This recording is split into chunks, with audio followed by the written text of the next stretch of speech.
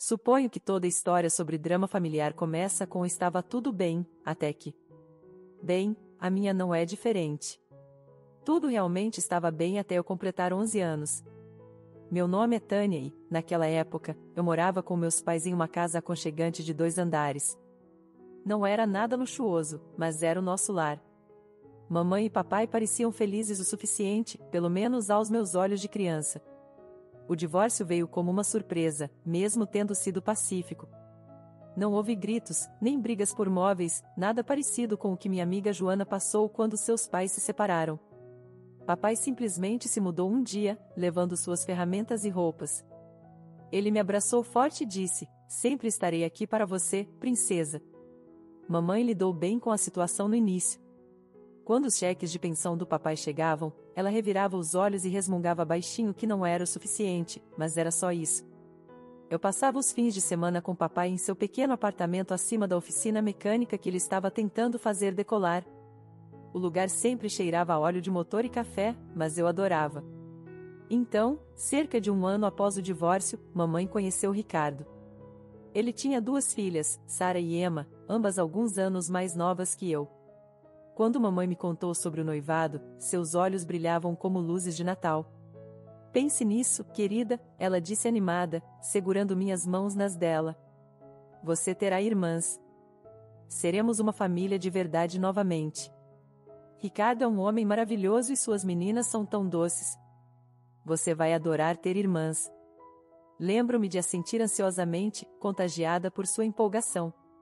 Eu sempre quis ter irmãs, e a forma como mamãe as descrevia fazia parecer que um conto de fadas estava se tornando realidade. Ela passou horas falando sobre nossa futura vida juntos, pintando quadros de noites de jogos em família e sessões de união entre irmãs. O casamento foi pequeno, mas bonito. Eu usei um vestido azul claro e carreguei uma cesta de flores. Sara e Emma usavam vestidos rosa combinando e ficavam cochichando e rindo juntas durante a cerimônia. Tentei captar seus olhares, esperando que me incluíssem em suas piadas secretas, mas elas apenas se viravam. Quando elas se mudaram, eu estava tão animada que mal conseguia dormir na noite anterior. Tinha limpado meu quarto, feito espaço no armário do banheiro para as coisas delas e até preparado cartões de boas-vindas para cada uma. Mamãe me ajudou a arrumar flores em seus quartos. "Viu? Você já está sendo uma ótima irmã", ela disse, beijando minha testa. Se eu soubesse então o que estava por vir, talvez eu tivesse lutado mais para manter as coisas como estavam. Talvez eu tivesse dito ao papai como realmente me sentia sobre o novo casamento da mamãe. Mas eu tinha 11 anos e acreditava em contos de fadas sobre famílias felizes e reconstituídas. Levou exatamente 3 dias para meu conto de fadas se transformar em um pesadelo. Na 4ª manhã após a mudança, acordei cedo como de costume para me preparar para a escola. Mas quando tentei entrar no banheiro, a porta estava trancada. "Só 1 minuto", Sara gritou em uma voz cantarolada. Aquele minuto se transformou em 45. Fiquei batendo na porta, dizendo que precisava me arrumar para a escola, mas tudo que ouvi eram risadinhas e o barulho do secador de cabelo. Quando finalmente saíram, Sara e Emma estavam perfeitamente arrumadas, usando roupas combinando. "Beleza leva tempo", Emma disse com um sorriso irônico ao passar por mim. "Você deveria saber disso." "Ah, espera, talvez você não saiba. Mal tive tempo de escovar os dentes antes que o ônibus escolar chegasse." Essa se tornou nossa nova rotina matinal, elas monopolizando o banheiro enquanto eu esperava, geralmente acabando atrasada ou tendo que me apressar. Mas o banheiro foi apenas o começo. No jantar daquela noite, fui me sentar no meu lugar habitual ao lado da mamãe, mas Sara já o tinha ocupado. Quando abri a boca para protestar, mamãe me interrompeu. "Tânia, querida, por que você não senta ali?" Ela apontou para a cadeira mais distante dela, na ponta da mesa. "É só uma cadeira, não faça confusão." Observei enquanto mamãe servia Sara e Emma primeiro, cortando a carne delas em pedaços perfeitos, perguntando se queriam mais suco, cuidando delas como costumava cuidar de mim. Ricardo sorria com a cena, enquanto eu mexia na comida em silêncio. As coisas pioraram quando Sara viu minha coleção de acessórios de cabelo, aqueles que mamãe e eu comprávamos juntas durante nossas idas semanais ao shopping. "Meu Deus, Emma, olha só isso!" Sara exclamou, pegando meus pregadores de borboleta favoritos. ficariam muito melhores em nós. Isso é meu, eu disse, tentando pegá-los de volta. Meninas devem compartilhar, mamãe disse com firmeza. Tânia, não seja egoísta. Sara e Emma são suas irmãs agora. Depois disso, Sara e Emma começaram a me chamar de Antânia egoísta sempre que os adultos não estavam ouvindo. Mas isso não foi o suficiente para elas. Meus livros didáticos começaram a aparecer com páginas rasgadas, minhas roupas ficavam acidentalmente manchadas com esmalte, minha lição de casa sumia, só para reaparecer amassada no lixo. Toda vez que eu tentava contar para a mamãe, ela balançava a cabeça com desaprovação. Tânia, pare de tentar chamar atenção. Sei que essa adaptação é difícil, mas inventar histórias sobre suas irmãs não é a maneira de lidar com isso. Elas não são minhas irmãs, eu finalmente explodi um dia, depois de encontrar meu suéter favorito com um enorme buraco. Isso me rendeu um sermão de mamãe e Ricardo sobre família e gratidão. Mas o golpe final veio uma semana depois, quando mamãe anunciou que estava reorganizando os quartos. Sara e Emma precisam de mais espaço para as coisas delas, ela explicou, sem encontrar meus olhos. Seu quarto tem armários melhores, então elas ficarão com ele. Já mudamos suas coisas para o quartinho ao lado da lavanderia. O quartinho era basicamente um armário glorificado com uma janela. Mal cabia minha cama e cômoda. Quando vi todas as minhas coisas amontoadas naquele espaço minúsculo, algo dentro de mim se quebrou um pouco. Isso não era apenas sobre um quarto, era sobre meu lugar nessa família. Ou melhor, minha falta de lugar. Ricardo não se contentava em deixar suas filhas me atormentarem, ele tinha que se juntar também. Qualquer coisinha que eu fizesse errado se tornava prova de que eu era uma criança difícil. Se eu ficava quieta, estava emburrada. Se eu falava, estava sendo perturbadora. Eu não podia ganhar. Igualzinho ao seu pai, ele dizia, balançando a cabeça sempre que eu não atendia seus padrões impossíveis. Sempre causando problemas. A maçã não cai longe da árvore, não é? O engraçado é que papai estava indo muito bem com sua oficina mecânica. Ele se especializou em carros de luxo e, embora tenha sido difícil no começo, estava construindo uma reputação sólida aos poucos. Eu nunca contei isso a Ricardo. Deixei que ele pensasse o que quisesse. Meus fins de semana com papai se tornaram meu porto seguro. Pedíamos pizza, assistíamos a filmes antigos e ele me contava histórias sobre os carros chiques em que estava trabalhando. Às vezes, eu ficava sentada no escritório dele enquanto ele fazia a papelada, apenas aproveitando a atmosfera tranquila. Como estão as coisas em casa, princesa? Ele perguntava ocasionalmente, e eu sempre respondia bem. Ele já tinha muito no prato, trabalhando longas horas para fazer seu negócio decolar.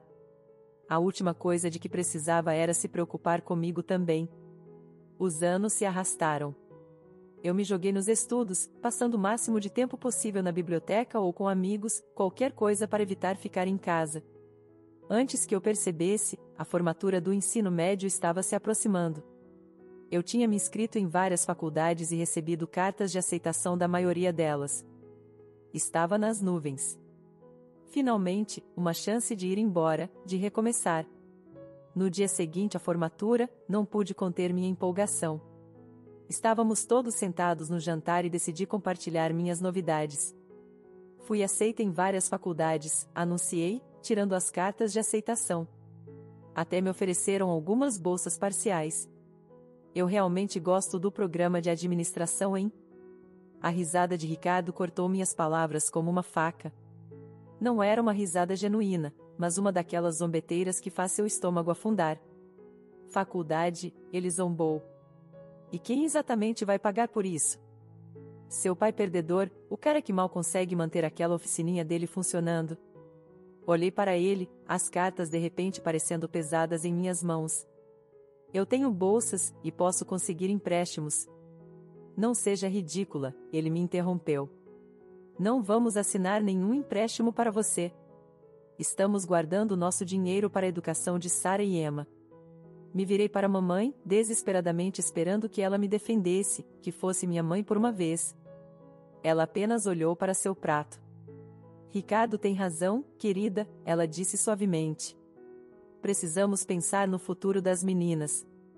Algo dentro de mim estourou. Toda mágoa, toda rejeição, todos os anos sendo deixada de lado, tudo veio à tona de uma vez. Vocês não prestam atenção em mim há anos, gritei, empurrando a cadeira para trás. Tudo que você se importa é em agradar seu precioso marido e suas filhas perfeitas. Quando foi a última vez que você perguntou como eu estava? Quando foi a última vez que você agiu como minha mãe em vez da madrasta delas? O silêncio que se seguiu foi ensurdecedor. Então veio o estalo agudo de pele contra pele.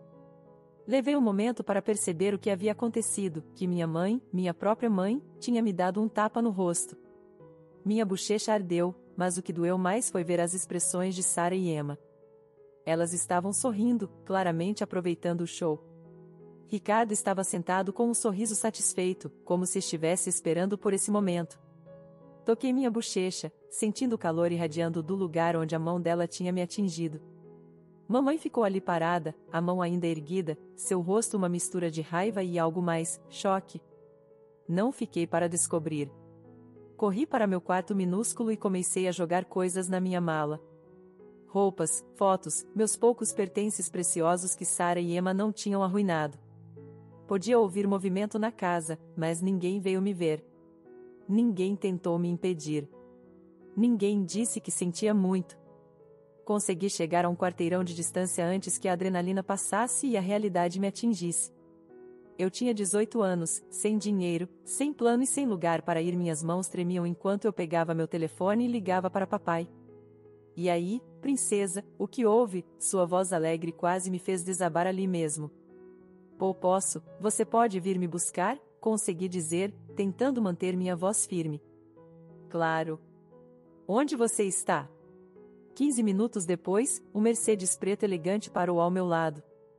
Por um momento, achei que tinha dado a ele a rua errada. Não havia como esse ser o carro do meu pai.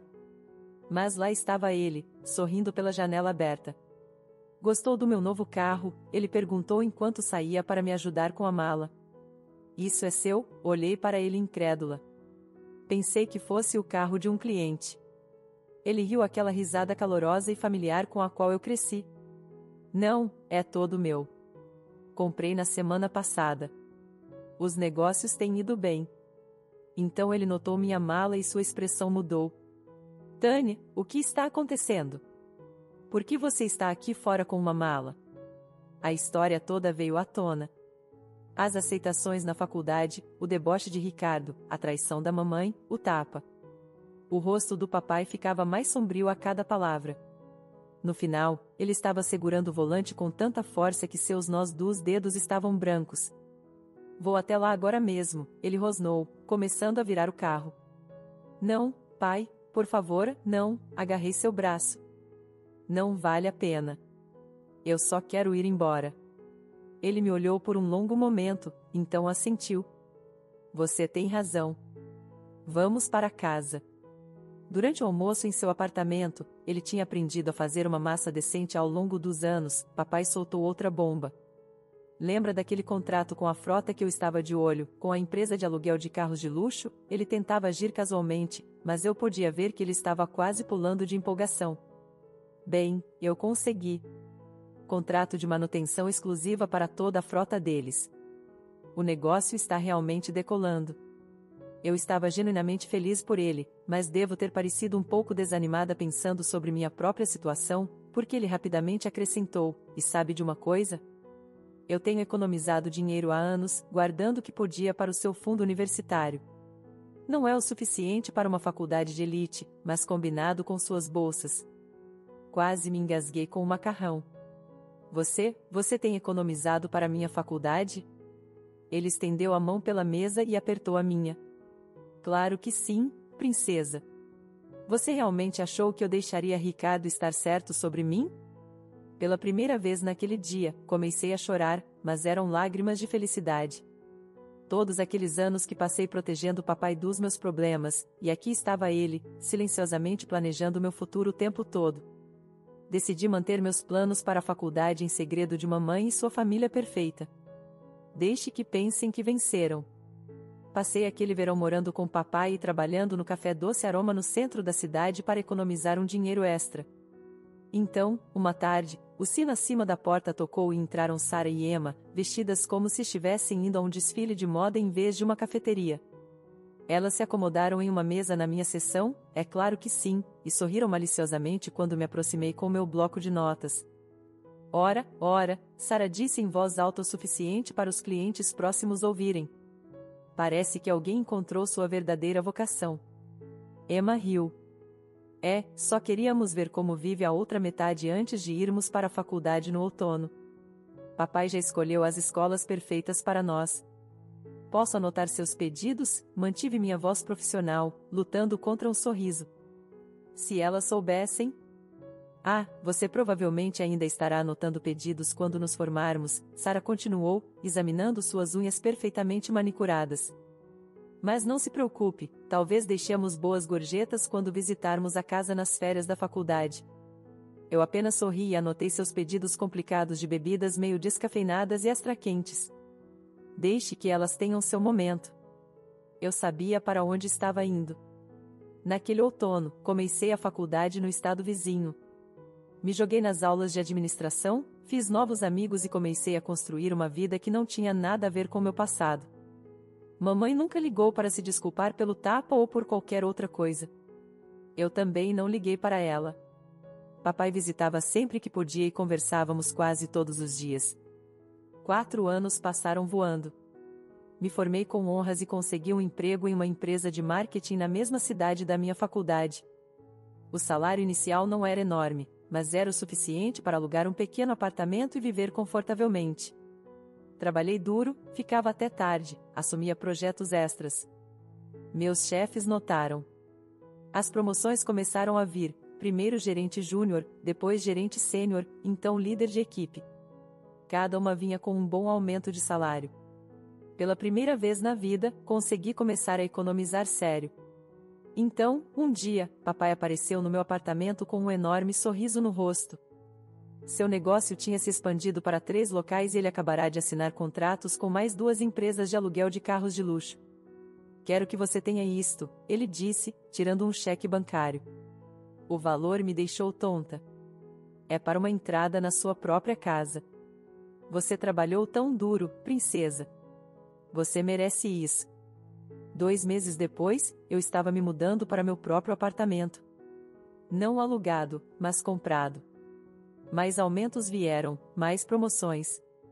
Comecei a pensar em comprar uma casa, algo com um jardim, talvez em um daqueles bairros tranquilos fora da cidade. Então, uma noite, meu telefone tocou.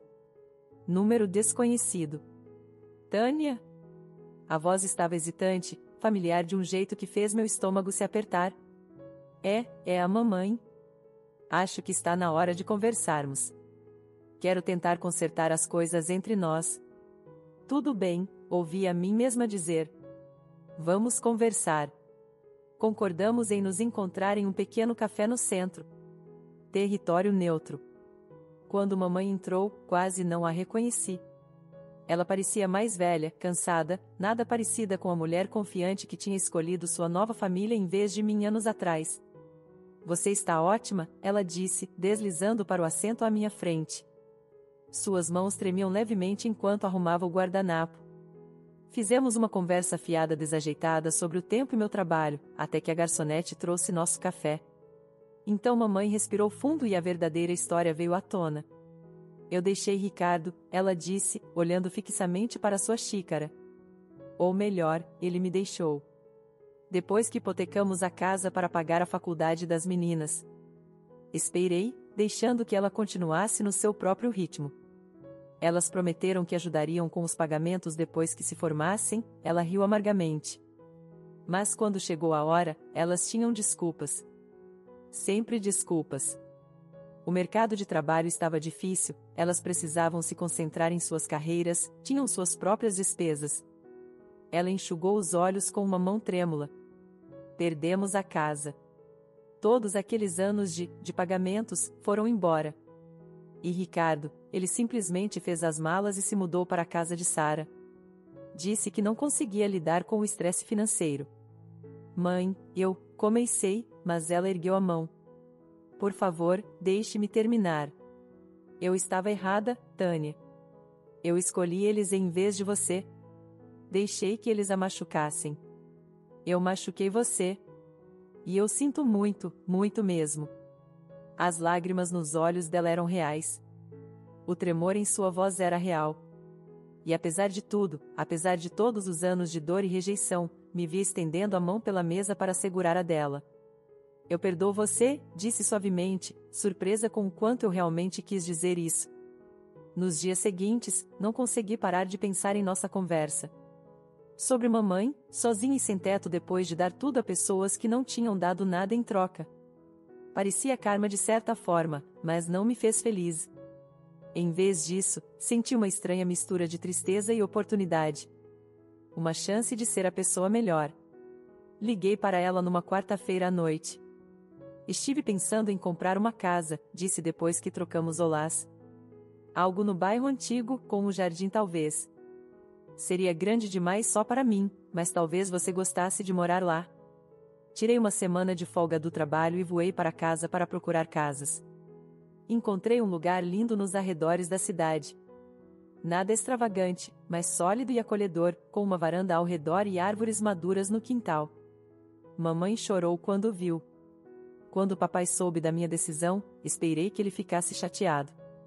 Em vez disso, ele me surpreendeu. Você tem um coração maior que a maioria, princesa, ele disse, me abraçando forte. Estou orgulhoso de você. Os meses seguintes caíram em uma rotina agradável.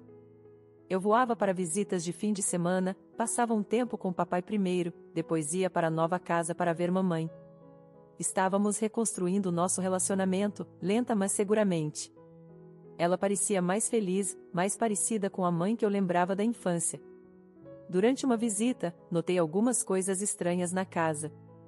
Botas masculinas perto da porta, uma jaqueta que eu não reconhecia pendurada no corredor. Ah, só um amigo visitando, mamãe disse rapidamente quando perguntei. Você sabe como é? Não pensei muito nisso na hora. Talvez devesse ter pensado. A ligação veio numa terça-feira de manhã. Eu estava me acomodando no trabalho quando meu telefone acendeu com o número da tia Carol. Tânia, querida, ela disse, sua voz hesitante. Há algo que você precisa saber. É sobre sua mãe. Ela está bem, Ricardo está morando na casa. Ele e as filhas. Eles se mudaram há meses. Isso é impossível, eu disse. Estive lá há 2 semanas. Era só a mamãe. Por que ela os faz sair antes de você visitar? Tia Carol disse gentilmente. Eles saem toda vez que você está programada para vir. Descobri com a Mariana da casa ao lado. Ela tem observado eles indo e vindo há meses. De repente, aqueles pertences de amigos em que eu tinha visto faziam um sentido terrível. As botas, a jaqueta, o jeito como mamãe tinha descartado minhas perguntas.